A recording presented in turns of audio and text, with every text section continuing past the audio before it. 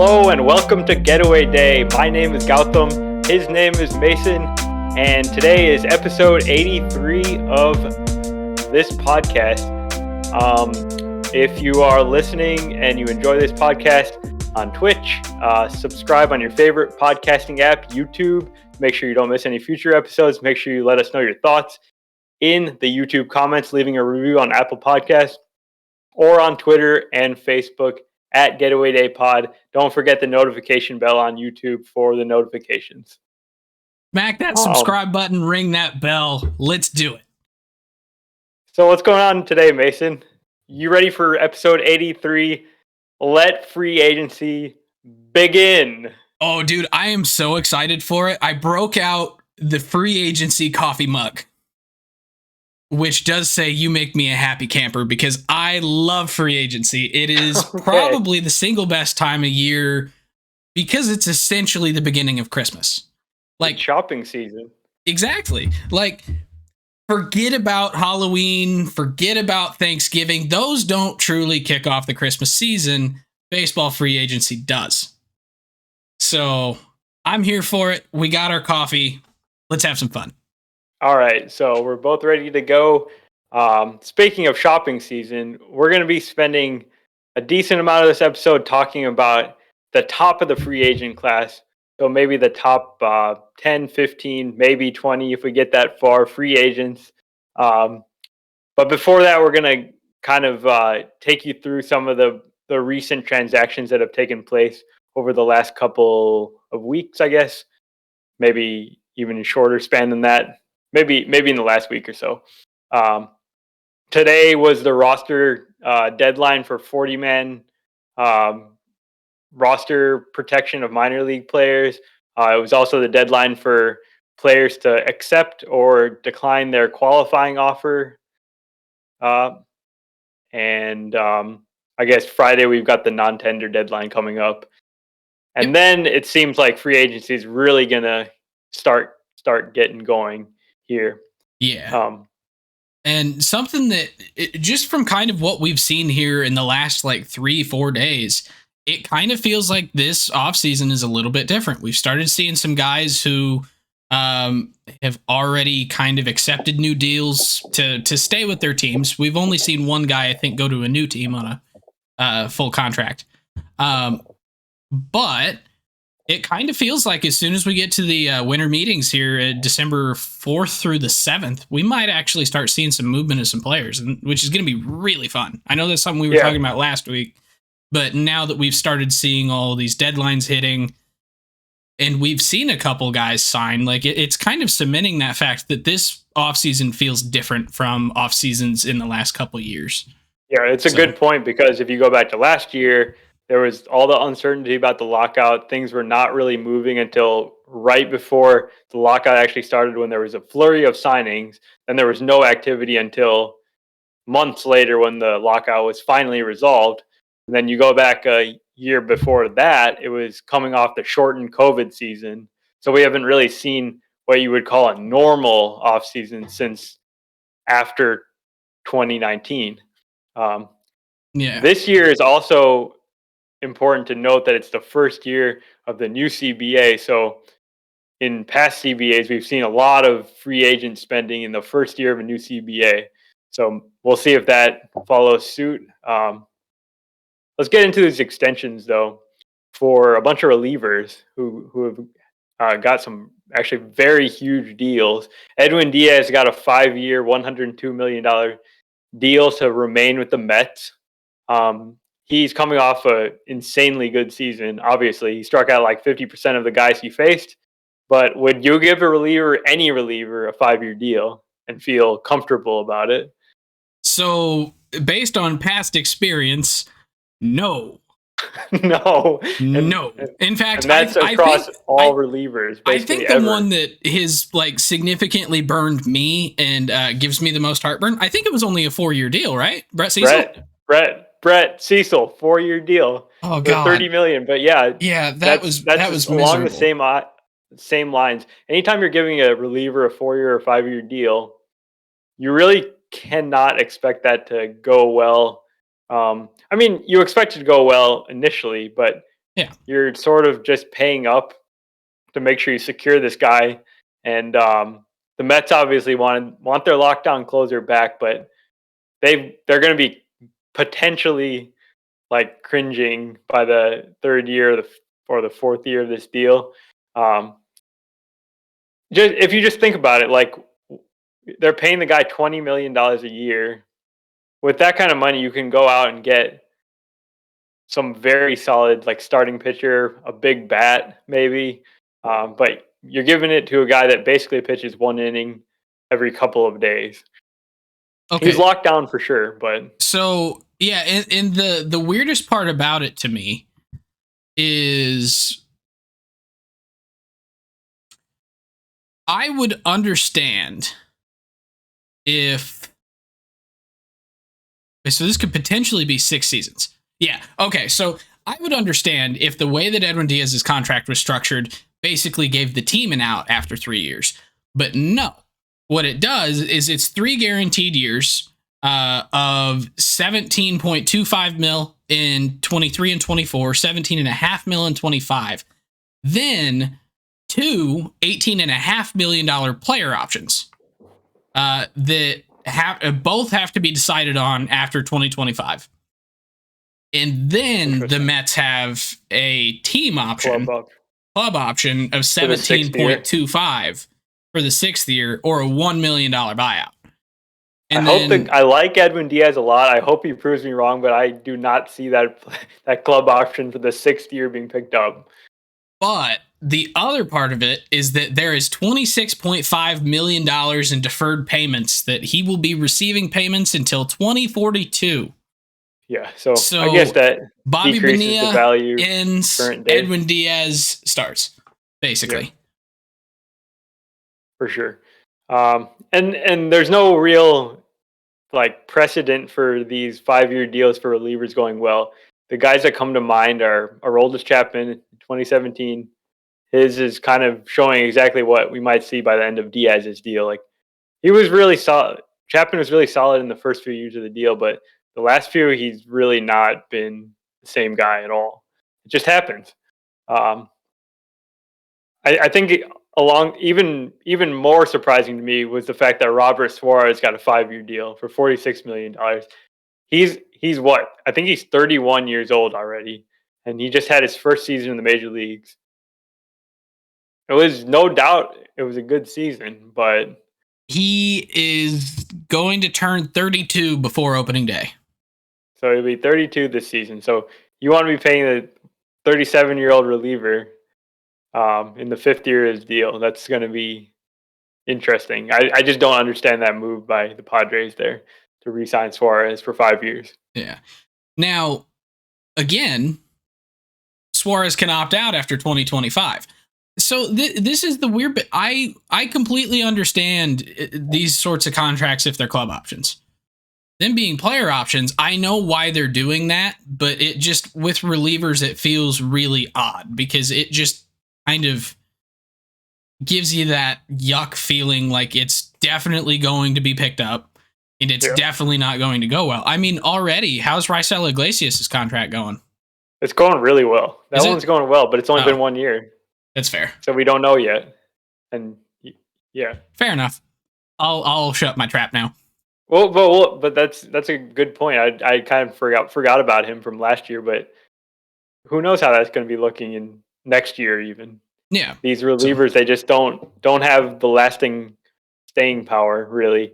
Rafael Montero also got a 3-year deal to remain with the Astros for 3 years, $34.5 million. And that one doesn't really bother me as much. Now, it is a little bit odd that, well, maybe not odd. So he is 32 already. He actually just turned 32 less than a month ago. And so he'll be going into a 3-year deal here with Houston.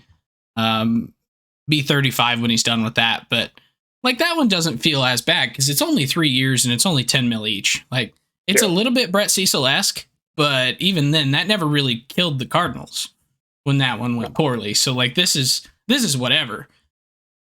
5-year 102 for Diaz if year 4 or 5 suck. That's a bit more of an issue. And Robert Suarez, his isn't really that much money, really AAV wise. So maybe it's really not as big a deal as we're thinking. Like Diaz is really the only one that's maybe could be a little bit of a ankle weight on the Mets. Yeah, and I guess it all depends on how Steve Cohen's actually going to operate here. Is he going to act kind of like the way he's talked, that he's willing to spend basically whatever it takes to help the team, or is he going to just kind of fall in line with the other big market teams, kind of like the Yankees and the Dodgers? They spend a lot, but they're not spending $50 million more than the next team or anything like that. Yeah. But this is year 2 of Uncle Steve doing exactly what he said.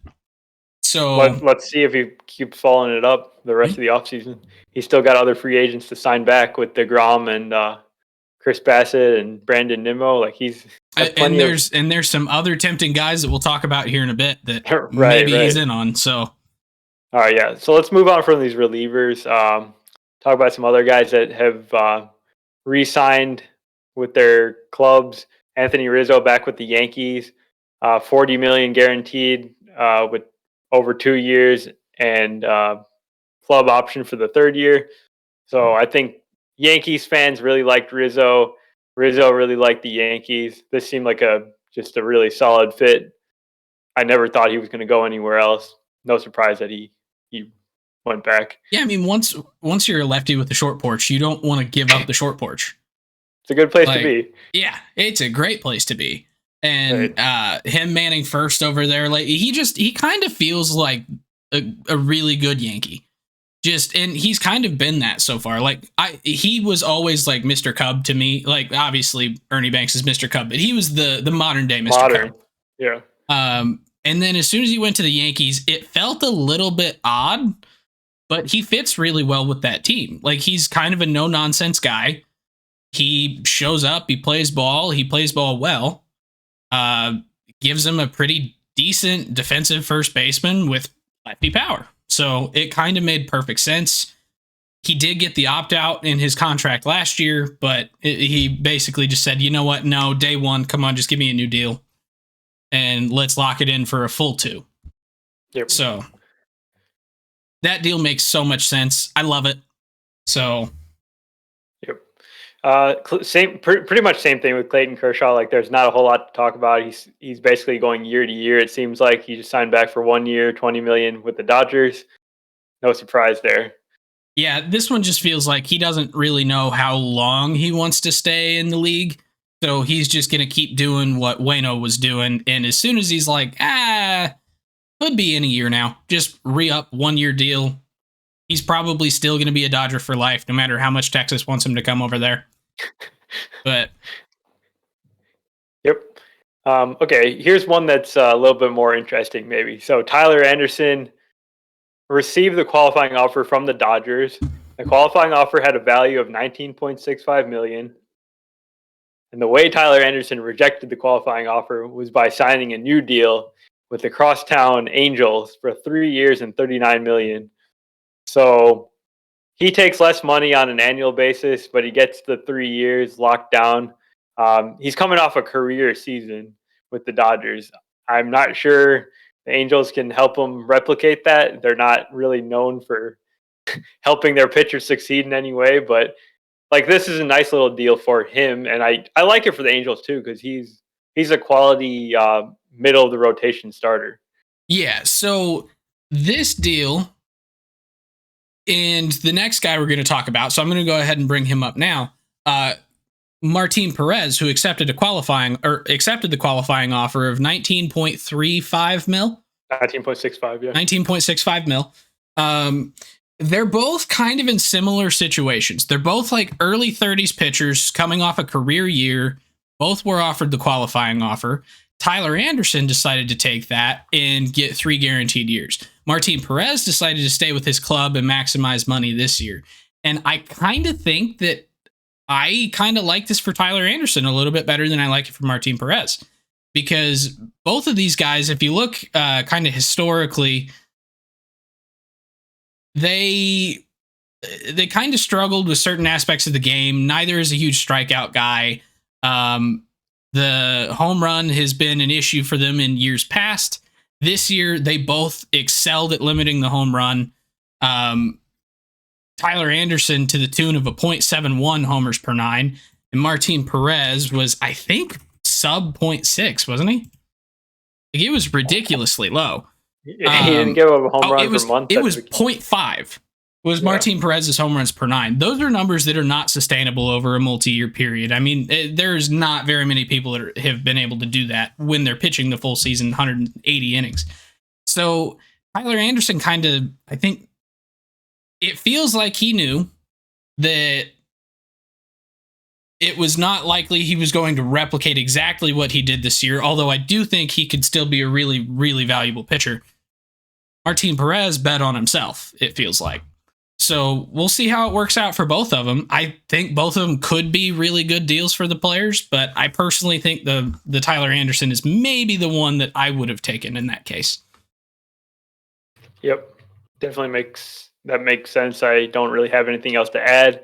One other guy who did accept the qualifying offer was Joc Pederson from the Giants. Joc actually had his best season of his career this past year. He's still like sort of a part-time player because he still struggles against left-handed pitching. But he put up a 144 WRC plus this season, which is really actually amazing. He had 23 home runs, hit 274, which is by far the best he's ever done in a season. So, I mean, is this a new Joc Pederson? Like, is he having like a late career breakout here, or is this kind of like just a fluky kind of thing? And he's smart to accept the qualifying offer here, get his money, and he probably wouldn't have done amazing in free agency, in my opinion. Yeah, it kind of feels like he was going to be one of those guys that kind of like he was last year, where it just took him a while to. I should throw out last year entirely. It feels like he was one of those guys that was not going to sign until like right before spring training, if that. But yeah, like Joc Pederson's year this year was quite a bit different than his other years in his career here. So he in 433 ABs, which is not considered a full-time player. I think it's 505 to qualify for a batting title. Yep. So he wouldn't have qualified for any batting awards, but still 134 games, 433 plate appearances, and just basically out-hit every other season of his career by a lot. The 274 average and pretty good OBP of 353.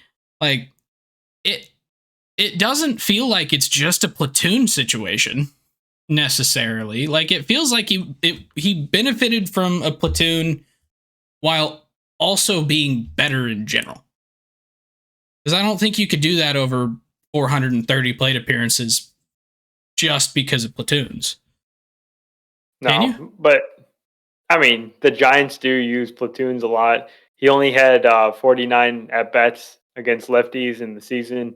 Hit just 2 home runs and 245. So, well, then maybe he did, but yeah. I don't know. It feels like he could probably repeat this though. So, and he put up what was his WAR? 2.1. So I think they used to estimate a WAR being about 8 mil. It's probably higher now, but if you're estimating it at about 8 mil, you're looking at what, $16.4 million. So I don't think it's too far off. No, so, and that's the thing with the qualifying offer. There's no such thing as like a bad 1-year deal, really. Yeah. That's why they offer these.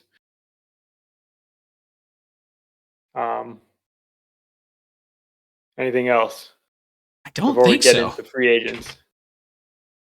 No, I think we just get into the free agents. Okay, let's do it.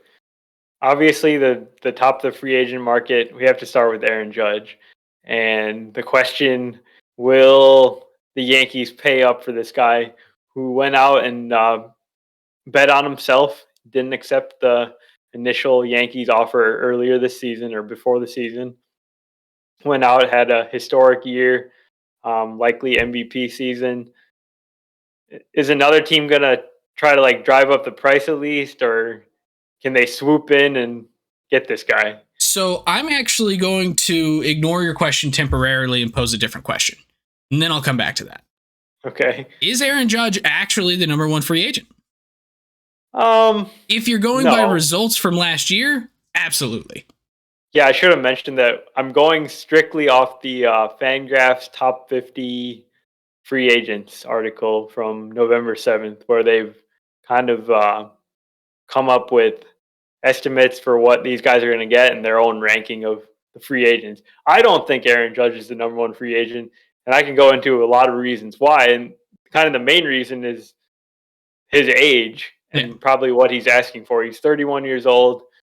He's probably looking for a 7+ year contract. And we know that these big guys do not necessarily hold up so well just into the late 30s. Just look at his teammate, Giancarlo Stanton. Exactly. Who's not even that old. He's, 33 now? I think so. And he's already kind of showing his age here. So Judge is another guy who if you give him a big contract, you're basically hoping that he holds on to MVP form for like 2 or 3 more years and then doesn't decline like precipitously. But you're taking on a major risk that he's just completely useless in the second half of the contract. Yeah, and there's a point probably pretty early.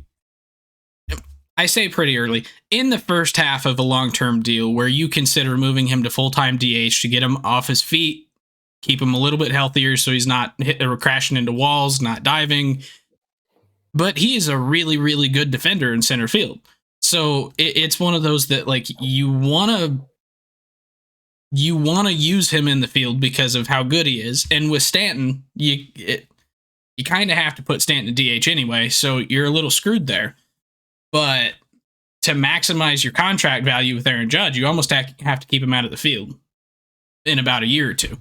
As for the question you actually posed to me,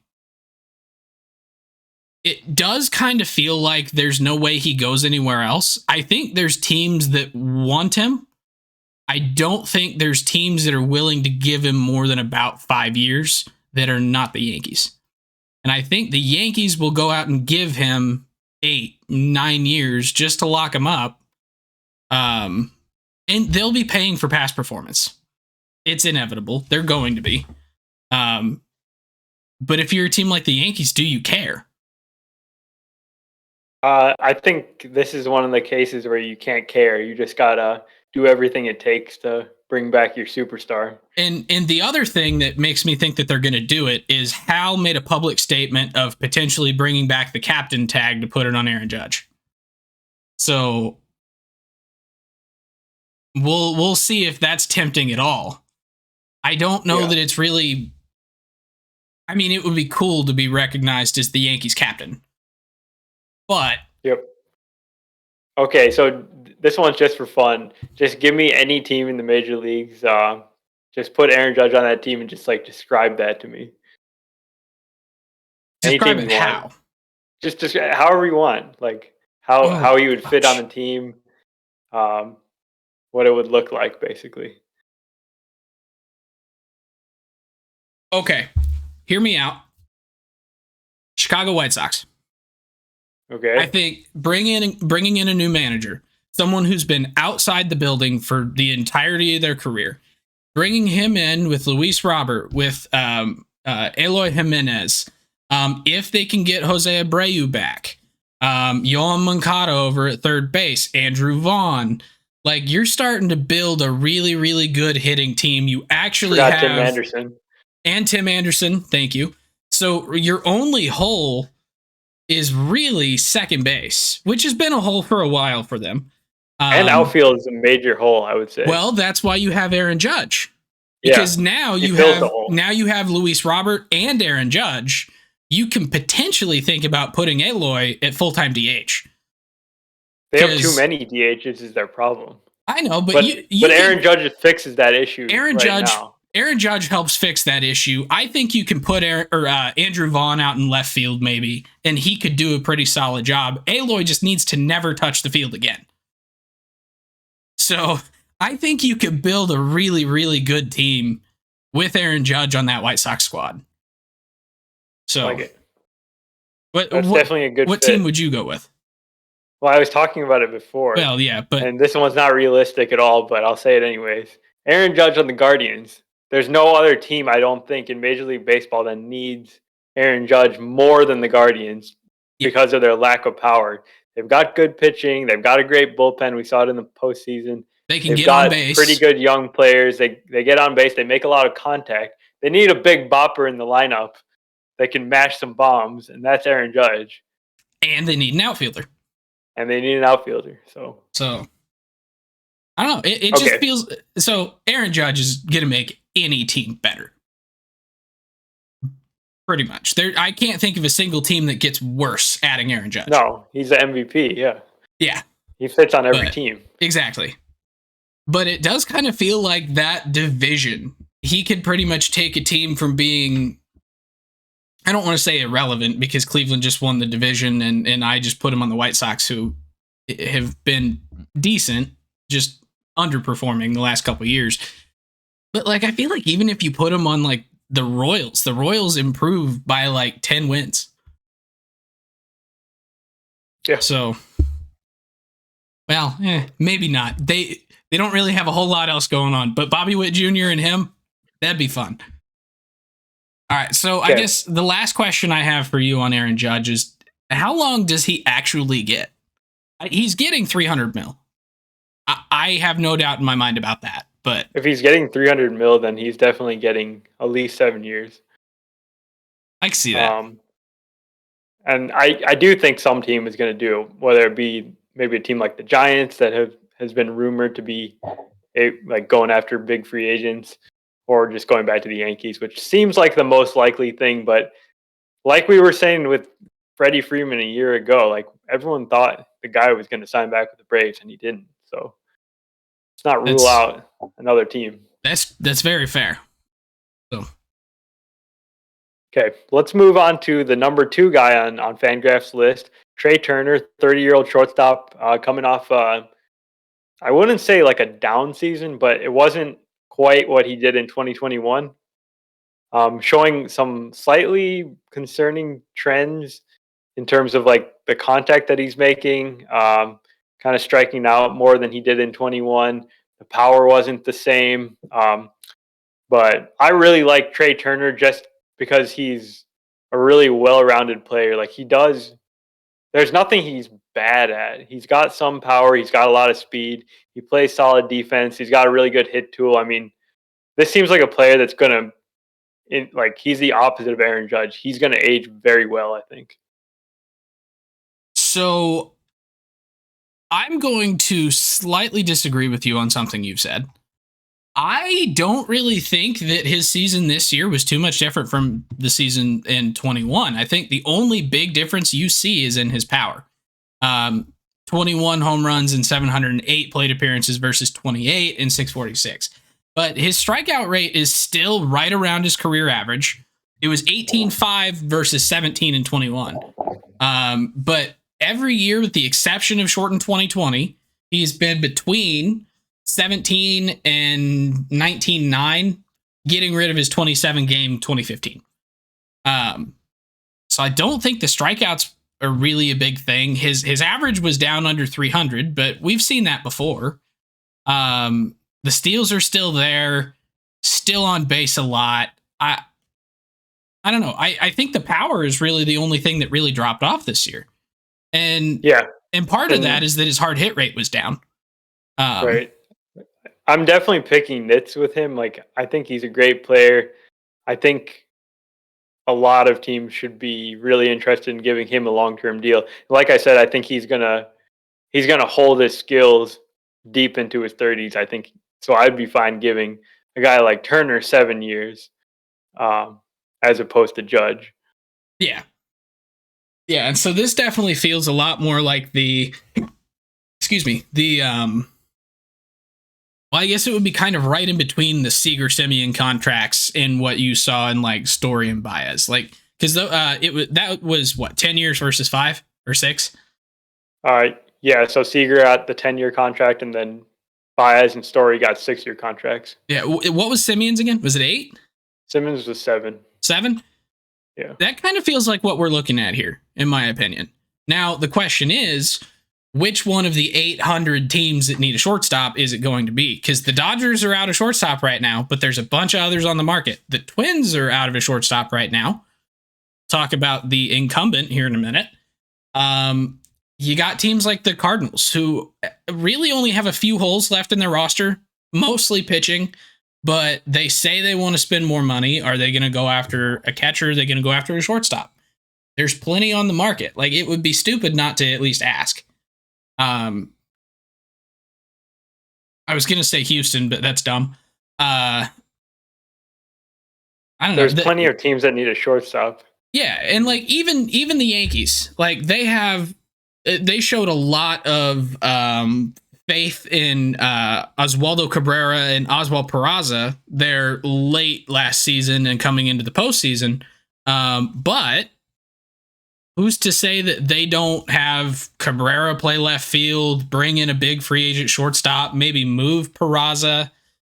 They've got Volpe in the system. Like, they've got shortstops galore. They could potentially trade Peraza and bring in Trey Turner, for instance. Mm-hmm. So, which I think that point is going to be the same with all 4 of the shortstops that we talk about. But I don't know. It does feel like Trey is maybe, I'd say maybe the second most desirable of the shortstops, though. I don't think, in my opinion, I think he's second, but he's also, he feels like one of the safest, maybe. Like, yeah. I just don't see him completely busting, even when he's like 35. I feel like he'll be a solid player then. He's so elite in so many categories for a shortstop that it feels like even if a couple fall off, he's still going to be incredibly valuable having 2 or 3 that he still excels at. Like, if his steals fall off from 30 down to like 10, oh well. Yeah. Okay, so Fangraphs has Carlos Correa as the next guy on the list, number 3. He is the youngest of the shortstop free agents. After he tested free agency last year and ended up signing the 3-year deal with the Twins with the opt-out. He did opt out. I don't think people realize what a fantastic season Carlos Correa actually had with the Twins this past year. He was worth every penny of the $35 million that he made. He put up, a 5-WAR season? F-WAR 4.4. 4.4 WAR season in just 136 games. He had a couple fluky, weird injuries, like with the finger or something. But he still had almost 600 plate appearances. So, yeah. Basically, he put up a great season. 140 WRC plus, walked 10% of the time, struck out just 20% of the time. The defensive metrics didn't really like him this year, but in the past he's been an elite shortstop defender. What do you think about Correa, and why is he a better free agent than Turner? So, first and foremost, his age. I think those extra 2 years of being in his physical prime is going to be huge, especially at a physically demanding position like shortstop. Plus, with him being such a highly rated defensive shortstop for so long.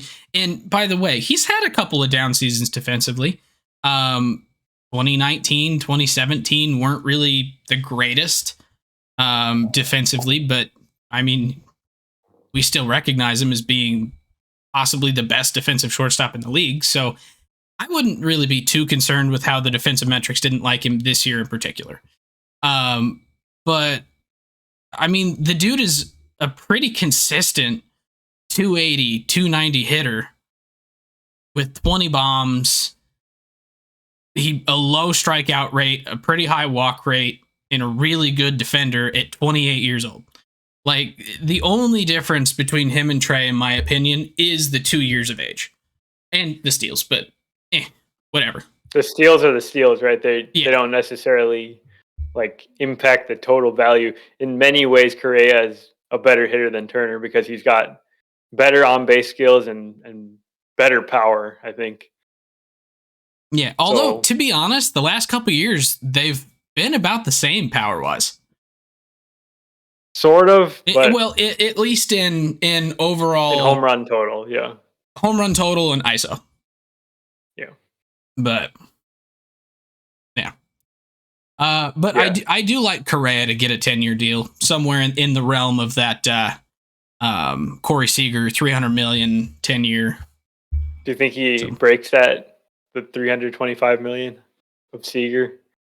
I think he might. I think he could, especially with the way that the CBA is structured and the luxury tax going up every year now over this CBA. I feel like he could break it. Although I guess technically Seager signed his after the lockout. Ooh, you're quizzing me here. I don't remember. Yeah, I think it don't might either. have been right before, maybe. Yeah, I don't remember. All I know remember. is they spent $500 million on their middle infield. So we're slowly talking about like a few candidates for these top shortstops. We've talked about Turner now and Correa. Let's talk about a couple other teams that could be looking to employ his services. One being the Cubs, who are in on every top shortstop. These four guys: Correa, Turner, Bogarts, and Swanson. And it makes sense. They need kind of a big bat in their lineup. They're missing the star power, and they've got the money to spend. And the Cubs were in on Correa last year too, right?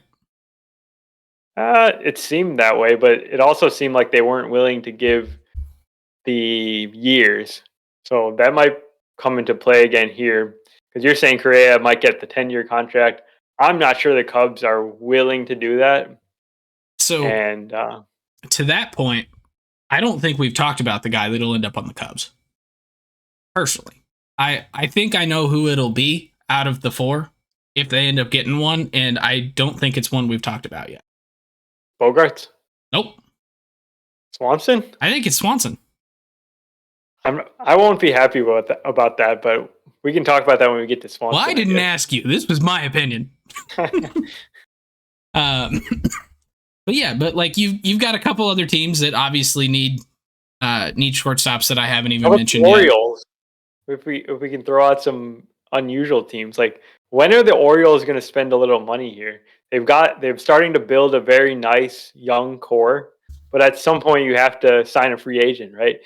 We talked about Mike Elias not having signed a guy other than Jordan Lyles to a multi-year deal in his tenure, which is now stretching multiple years with the Orioles. At some point, you got to supplement with superstar talent. Yeah, I mean, their estimated payroll for next year right now is $41 million. And I haven't heard their name come up in any rumors for any free agents. I haven't either, but that's a really good point that I completely forgot about. Like, the one thing that I'm thinking is, do they have a young shortstop prospect that they really like? And I think the answer is yes. I'm trying to remember who it was though. They have the guy that they called up at the end of last year. Gunnar? What's his name? Yeah, Gunnar Henderson, but he might be more of a third baseman or a second baseman. I mean, no one can block Carlos Correa. Like, well, true. He's better than anything. I was just trying to figure out if they had anybody that was like right on the precipice, and it sounds like no. Yeah, I mean, they really should be in on these guys. And they should be in on the big one. Like, they had such a surprisingly good year this year. Brandon Hyde was in the running for manager of the year, didn't end up winning it. We'll talk about that next week. Spoiler alert. But they played really well this year when they really should not have. This kind of feels like the Mariners team of last year. Like, you knew that they were going to be good soon. You just didn't think it was going to be as soon as it was. And when I say good, I mean better. Then obviously the Mariners went out, spent some money, made some big trades this year, made the postseason. Next year, I kind of feel like they're going to repeat that. I feel like the Orioles, after being this bad this long, should start to follow in the footsteps of teams who had success that they didn't expect to have, and then just go all in and try and improve drastically really quick. And so they have the money. I mean, it's Baltimore. It's a pretty big market. $41 million projected salary next year. I mean, double it with a shortstop. Go get a big starter. Yeah, start building your team. The mention of the salary, right? There's an important point about like free agency that some of these teams don't get or they are unwilling to participate in. Like the one that keeps coming to mind is like the Royals. The Royals seem to make some various moves in off seasons past. They'll buy a couple players for like 10 million AAV, like 15 million maybe. Two $15 million players does not equal one $30 million Carlos Correa. That's like just critical to understand why these top guys that we're talking about here, your Correas and your Turners and your Judge, why they're so important. They just like completely change what your team can do just out of one roster spot. So, for example, if you let's just take the Orioles for example right now with what we've already talked about. Would you rather have, and I want a brief 20-second explanation as to why, would you rather have this Orioles team with just Carlos Correa added, or this Orioles team with Andrew Benintendi in the outfield and maybe, well, shoot, find me a good one. And like Gene Segura being added to their middle infield. That like does not even get you halfway to what Correa gives you, I don't think. Okay, so now let's add like Jameson Taillon to the rotation, along with those two. Are we there yet? No. Okay, what about adding Taylor Rogers to the bullpen? So we're adding 4 guys. Are we there yet? No. You're making it worse, I think. Oh, well, this is awkward. Yeah, I mean, then at that point, you're spending even more money to get less impact. Exactly. Yeah. Like, that's exactly what I was getting at. But so. No, yeah, that's a good exercise there.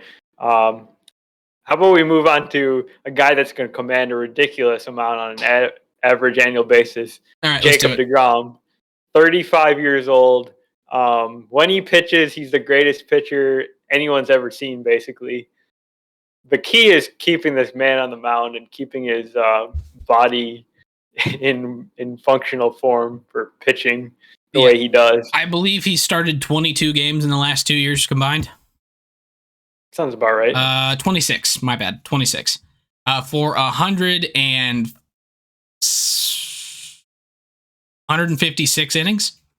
So, but in that time frame, he pitched to a 14.28 Ks per 9, a 1.1 walks per 9, a like 0.8 home runs per 9, a ground ball rate of over 40%, 7.1 WAR, like 7.1 WAR in under like a season's worth of starts, basically. Mm-hmm.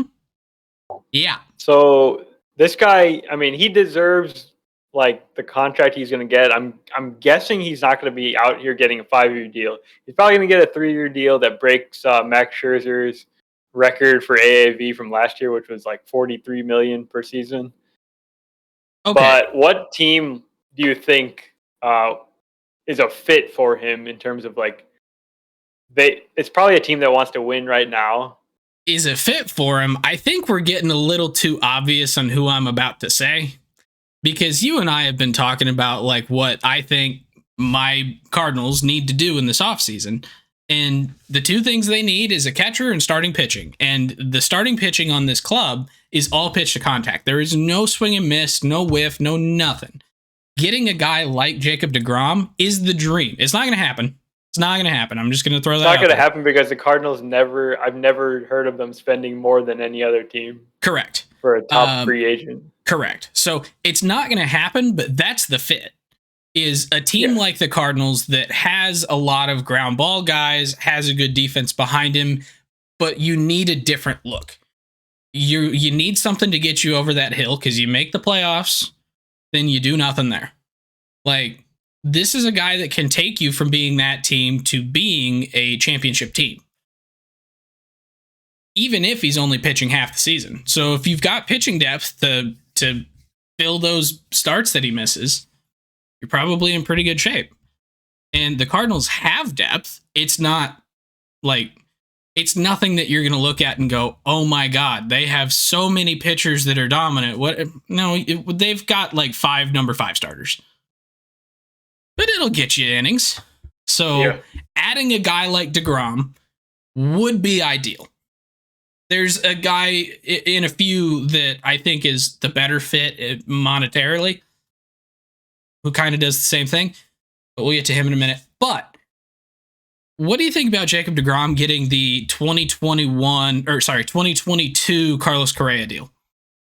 With an opt-out? Yeah, that seems to make sense. Like, just get an absolutely massive, maybe like $50 million. Well, I'm thinking even just the exact same deal. 3-year, $45 per year with an opt-out after 35. each year. 35 per year. It was 35? Oh, 45 a year then. Yeah, I guess I could see that. And if he stays healthy throughout the season, he can go back to free agency. He will be 36 at that point. But I feel like if he is healthy for a season, he's going to put up fantastic performance and numbers. At which point, 45 mil, not a problem. Not crazy, yeah. So I'm sort of struck. Like, Cardinals make a lot of sense. I agree. That's like a really ideal fit. I'm struggling to come up with other teams that are going to want to do that, but going back to the Mets also seems pretty likely. Yeah, and I mean, the Mets are down a couple starters right now, so they're going to have to sign someone back. They've got to fill those spots, yeah. Yeah, and so it makes too much sense for him to go back, but a team like the Cardinals is one of those teams that makes a lot of sense. I mean, another team that maybe would make some sense, it's not going to happen. It would be really cool to see him on the Mariners. Like, there's just all these teams that are good but not great, because he wants to win, so you already have to be a good team. A team like the Giants, not really going to be a fit, because no one really knows what they're going to do next year. So, like, maybe the Padres make sense, but their payroll is already really high, so I don't think they're going to spend the money. The Dodgers could always do it. Yeah. The Yankees could always do, like, all the typical teams are going to be the ones that are in it. But the ones with the best fit are the ones who probably aren't going to want to spend the money. Yeah, that happens for sure. So, all right. Next guy is sort of similar in that he's a ace pitcher, Justin Verlander, who's 40, going to be 40 this next season, coming off probably a Cy Young season. Just won the World Series with the Astros. What is this man looking for exactly? He's got the championships. He's got all the money in the world. He probably just wants some more money and more championships. I think he wants more championships. There's really nothing else that, like, he's got an MVP. He's got Cy Youngs. He's got World Series rings. Like, the only other thing that you could do other than just saying, I want to be in the record books and keep pitching till I'm 45, is win more championships. So look for him to go back to a team that's going to do it. And I wouldn't be surprised if he just went right back to the Astros on a bigger deal. Yeah. I was kind of surprised that he didn't, like, already sign back quickly with them. But I mean, I'm sure he's going to court offers from other teams, just kind of see what's out there, because it would be cool to bring a championship to another club now. Yeah. I don't see why not. Like, he could go play for the Yankees. He could go. I could see him going to the Dodgers easily. Like, yeah. That just feels like a fit. How many years do you think Verlander gets? Does he get like a 2-year deal again, or does he maybe go for something longer, like a 3-year deal? So I would not be surprised if the rest of his career was made up of 2-year deals with opt-outs between. Just like he had this past year. Exactly what he had this past year, just kind of doing that on repeat until he's done. Yeah, I and if he does do that kind of structure, then he should be able to get like a massive payday out of yeah, it too. yeah. So, but Okay. yeah, and his teams obviously all the same that we just described with DeGrom. So Mhm. we'll see. Okay. Our third shortstop of our top shortstops here is Xander Bogaerts, who has opted out of his deal with the Red Sox, declined the qualifying offer, obviously. He's 30 years old. Uh, is Bogarts, are you worried about Bogarts' loss of power this season, long term? Because he did sort of fall off in that department. Yeah, I mean, yes. Short answer, yes. Um, especially once you start getting to, and I hate saying this because this is a really dumb, antiquated way to say this. As soon as you get to the wrong side of 30, if you start seeing that power fall off, it's kind of scary. Um, this is the first time that he's been under 20 home runs in a full season since 2017. Yeah. So it's Um, been years. yeah. And so that's not something that gives you a whole lot of feel good. It doesn't make you feel good. I kind of think that is going to probably deflate the value of his contract. I think he's probably only going to get 5-year deal, I a think. 5-6 year deal, Javi Baez, Trevor Story style. I could see that. Yeah, that makes sense to me. I mean, let's not forget that this guy's a really good hitter, though. Even if he doesn't have the power, pretty near the. I don't know if he won the batting title, but he was pretty darn close. Basically hits 300 every year. Um, those walk and strikeout rates are just like very consistently the same and very very good. He put up a 6-WAR season this year, even with that limited power. Yeah. The defensive And numbers are really good too. I mean, there were like questions about whether this guy was going to stick at shortstop, and he sort of answered them by having a really good season there. yeah, and the projection systems that we've started seeing put out their projections already, like Steamer, and what's the other one? FGDC. That's just Steamer again, basically. But Oh, it is okay.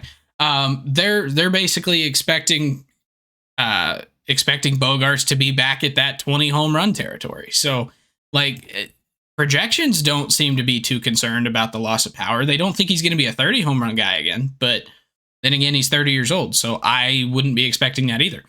and he's only been a 30 home run guy 1 year, and it was in 2019. So Yeah, take that so with a grain of salt. juice ball.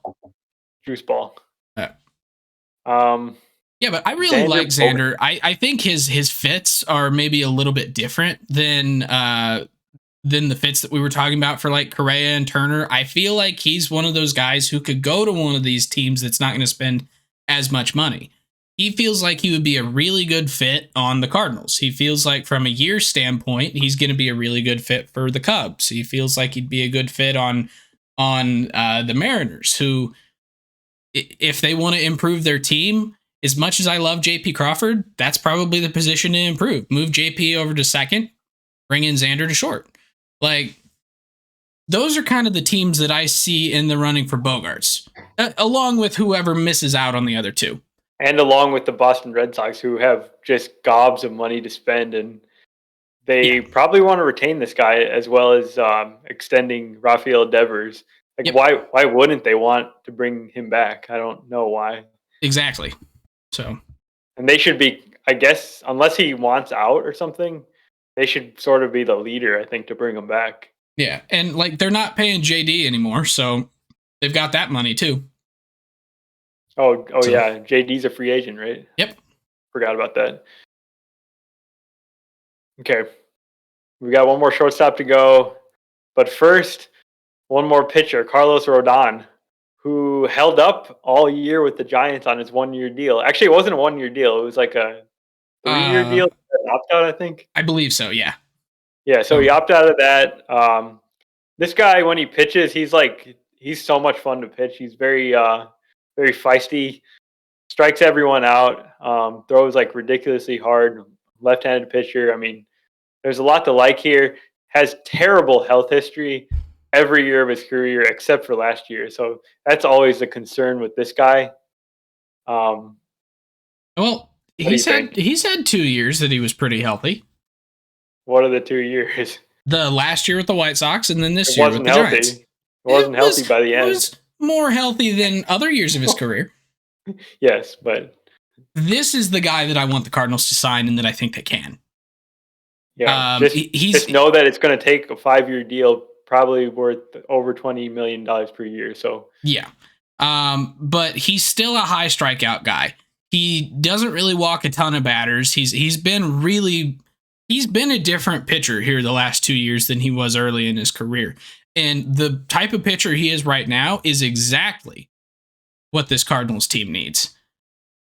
yep, He's got about the same injury risk level as Jacob deGrom, but he comes at a discount because he's not the best pitcher you've ever seen when he's on the field. He's just a really, really, really good one.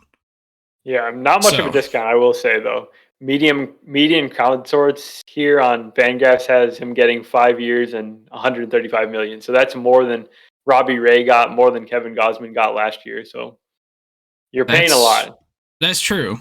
So unless you can somehow work in the deal some really interesting clauses to limit the money if he gets hurt, but he's not going to accept that deal. So no, the market should be very strong for him, I think. Yes. There's just a lack of frontline starting pitchers who are not like 35 plus years old in Verlander and DeGrom. This guy's like prime pitcher age. He's 30 years old. Yeah. Although I will say, I would be more confident in projecting a season for Verlander and DeGrom than I would in Carlos Rodon. Even though they have their own issues with being able to reliably project them too. True, but their track record is longer of doing what they've been doing. For sure. So, yeah. But you're not giving those old guys 5-year contracts. That's the difference too. No, you're not. Which is the biggest thing is like you're limiting your exposure if it goes poorly. Whereas with a 5-year deal with no club options on it, which is what you're going to have to do for Rodon, there's a lot of exposure there if it goes poorly. So we'll see. But I do think that he deserves every bit of the contract he's going to get. Just saying that with past history, got to be a little bit cautious. Mm-hmm, so for sure. Okay, our fourth big shortstop. I think he's a clear step rung below the other three. Not that he's a bad player. I actually like him a lot. He's a cool guy. Dansby Swanson, age 29, coming off career season with the Braves.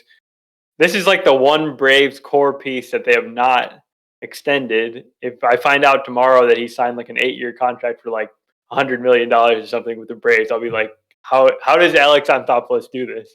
But that's probably not going to happen. There's probably a reason why he hasn't signed that free agent contract or that extension with the Braves, because he's looking to test free agency, and he really had his platform season here, and he was rated out as the best defensive shortstop in 2022. So he's got that going for him. He's got a lot of things going for him. And what do you think about Dansby? So I think I'm higher on Dansby than you are. I understand why you think he's a step below like a guy like Xander Bogaerts. He strikes out more. His average, I think, is quite a bit lower than Xander. His power has been pretty consistent at about a 25 homer per season guy since about 2019. If you extend that out to a full season's worth of games. Like, and he's been a really, really good defensive shortstop. I think the problem that a lot of people are going to have with him is that he's 29, or he's going into his age 29 season. So you're going to start to look for his power to drop off because his contact numbers aren't quite as good. His OBP numbers aren't quite as good. Yeah, actually, that's the K rate there. He's way worse than the other three guys. Those guys are all very good at making contact, and he has always kind of struggled with that. Even in his really good season this year, he still struck out like 26% of the time. Yeah. And when Dansby was a prospect, he was essentially a 5-tool prospect. And he's not really lived up to that per se. His hit tool has kind of been hit or miss. And that strikeout rate is a pretty big part of that, I think. And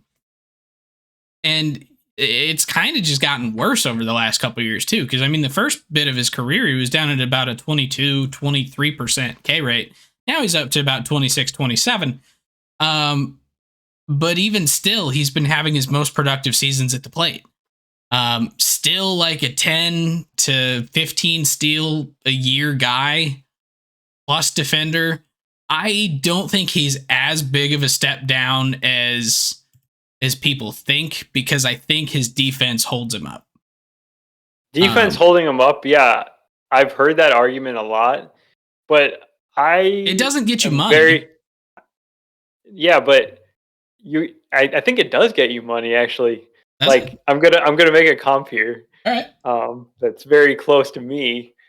So you talk about like defense, and like I agree, Swanson's like really good defensively. Maybe he's the best. Maybe he's like on Correa's level of the 4 shortstops. But are you going to give a guy a 7-year contract because of his defense, an 8-year contract because of his defense? Oh God! And he's maybe like just an okay hitter. I mean, in 2021, in 2021, Dansby Swanson had a 99 WRC plus. This past season was his second season where he's had a WRC plus above 100, and it was just 116. So he's not like a superstar hitter. And his other, you got to look at what year it was, because it's a little bit of a misnomer there. So 60 games in 2020. So yeah, there's that, and a 116 is not. He's just think about him in his own lineup on the Braves. He's maybe like the 4th or 5th best hitter in the lineup. That's true. So Dansby is a lot more of the old style shortstop, in my opinion. He's defense first, and he is a good hitter, but he's a supplementary piece. He's not the guy that is your main star player on your team. Yeah, which is why he reminds me of like a mid 2000s. Well, I was just thinking like a mid 2000s shortstop, where like, yeah, he has 20 homer power. That's something you didn't have back then, but the entire rest of his game, he would have fit in really, really well in like 2005 to 2012 as being like the best shortstop in the league. Now, because of the way that the position has changed, you've started seeing more power and contact and getting a lot more 5-tool guys that have been playing short, because they're looking at it more as an offensive position than a defensive position. It generally, not all the time. I mean, obviously we've got Correa and Turner who are 5-tool guys. But yeah, I think that's why he doesn't look as good now, is because the position is basically changed. But now can I make my Jason Heyward comp here? Yes. Okay, Who is still owed $22 million next year to not play for the Cubs. Play for the Cubs. Yeah, so but isn't this the Jason Heyward situation in many ways? Heyward was coming off his best offensive season in 2015 with the Cardinals, and that still hurts you to say, doesn't it? Yeah, it's just awful. And no, I was super excited about Heyward signing with the Cubs, because it just seemed like Heyward was a little bit different. He was a really young free agent. He was like 27, and great defender and everything, but he had never put up superstar offensive numbers, and that's what I see with Swanson. Correa had a really good season. He put up like a 140 WRC plus. This guy's at the 116 level. That's not not Correa, franchise level. And Correa did it while people also thought he was having a poor season. Exactly. So, yeah. I'm actually going to help further your comp here. Jason Heyward was a number 1 prospect that was supposed to be a 5-tool guy for the Braves. The hit tool never came around. It came around for 1 year. But Dansby was the number 1 prospect in baseball, 5-tool guy. I mean, hell, his his prospect report from 2017. 55 hit, 45 game power, 50 raw power, 60 speed, 60 field, 60 throw, 65 future value. Like, I think it's pretty safe to say that hit tool, probably more around a 40. The game power, okay, yeah, I can see that. The field, yeah, absolutely. But like he starts looking more like a 50, 55 future value if you're going on grading him today. So yeah, like it does feel like the Jason Hayward situation. Pretty much exactly. Which is why I think he's a really good fit for the Chicago Cubs. I don't think they're going to make that mistake twice. I think that's why Jed's so scared to give out 8-year contracts. They might do it. You don't know. Okay. So what do we got left? In the essence of time, I vote we skip number 9 and we go to number 10, and then we. Oh, come on. Let's get them both. Let's do it. All right. Rapid fire, Brandon Nimmo. Okay. Brandon Nimmo is clearly the top center field free agent. He's 30, coming off a great season with the Mets. Let's see if Uncle Steve likes to spend up for him. Median crowdsource from Fangraphs has him getting 5 years, $100 million. That seems reasonable. Center field's a very tough position because the drop off from Nimmo to like whoever the next center field free agent is just absurd. It's a cliff. There's no good free agents out there. Yeah, so I guess I don't really understand how, like, 16 homer power. Because he's an on-base machine. Is it the walk rate that holds him up as high as it does? Oh, yeah, definitely. Okay, because I was going to say, like, he kind of just looks like another Kevin Kiermaier, another Harrison Bader.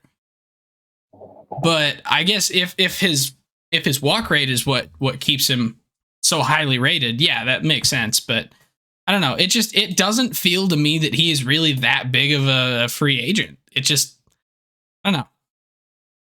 You got to think about how bad center fielders are at hitting. Or should we do the scene from Moneyball? Because he gets on base. Yeah, we might need that. All right. Yeah, I mean, look at the WRC plus this guy has put up in his career. 89 in his rookie season, 118, 148, 115, 149, 137, 134. So basically every year he's been better than Dansby Swanson's best season.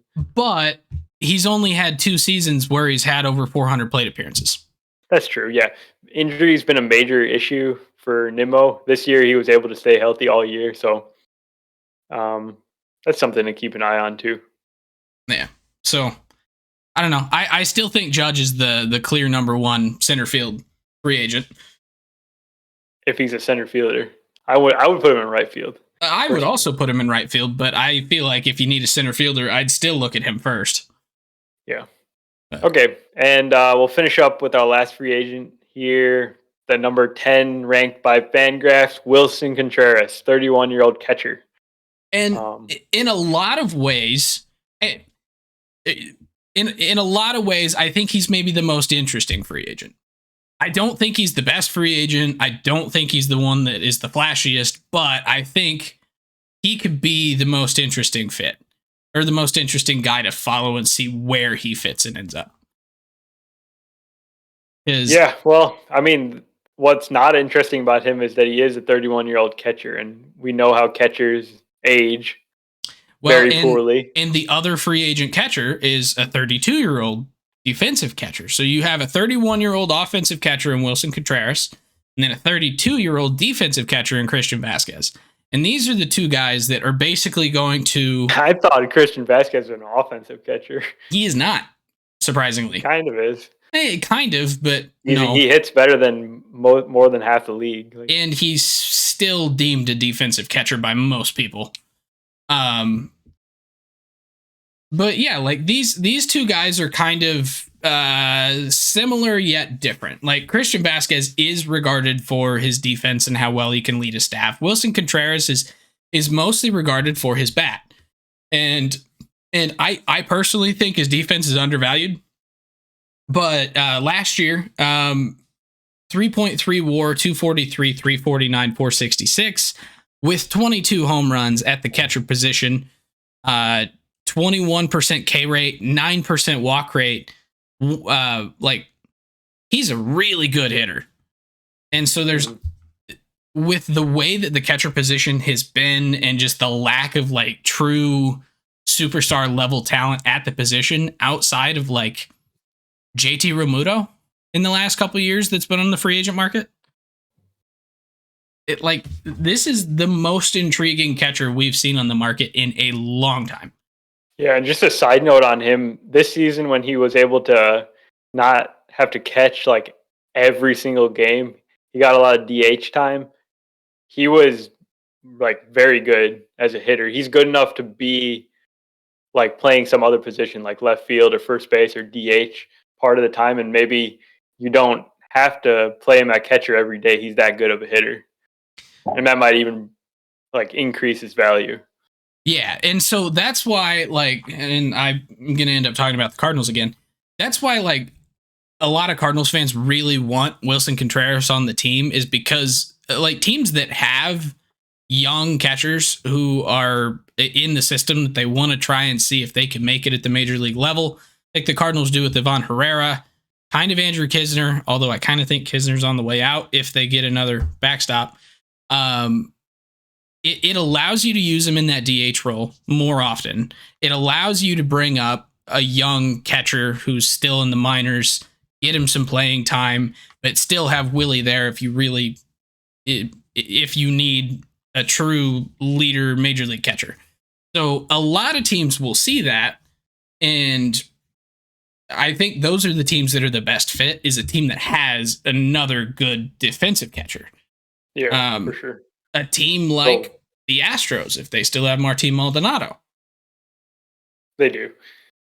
So one other fit that I was thinking of was the Twins. The Gary experiment didn't really work out this year, so bringing Wilson to pair with Ryan Jeffers, you got a nice little 1-2 punch there, and that will work out pretty well. Yeah, that'd be a great fit. Now the question is, does he want to go even farther north to play in an outdoor stadium? He'll run through the wall for his team. You know that. Yeah. All right, so we've gone through the top 10 free agents here. I'm sure we'll be doing more free agent stuff here in the coming weeks as the signings start to pour in. Any other closing thoughts on these top free agents or anything else you want to talk about? We obviously didn't talk about all the free agents. There's a bunch of other really interesting guys on the market, different positions. You've got like guys like Chris Bassett, guys like Jose Abreu that maybe you're on the older end. We'll try and get to a couple of them here in the next couple weeks as they start signing. But like, I don't know. This is interesting because it feels like the top end of this free agent market could be one of the better ones we've had in a long time. I mean, you had in 2018, the Bryce and Manny free agent market. 2019, yeah. But this is maybe the most complete, where you've got guys at different positions. It's just a lot on the older side. So I think this is going to be a really fun offseason. I think we are primed for some really, really good episodes here in the coming weeks as we start seeing the winter meetings, some big trades, all these guys signed. So make sure to come back and hang out with us. And if you enjoy the podcast, subscribe on your favorite podcasting app and YouTube and hit that notification bell. Ding, ding, ding. Make sure you don't miss any future episodes. Let us know your thoughts in the comments, leaving a review on Apple Podcasts, on Twitter and Facebook at Getaway Day Pod. And we'll talk to you next time.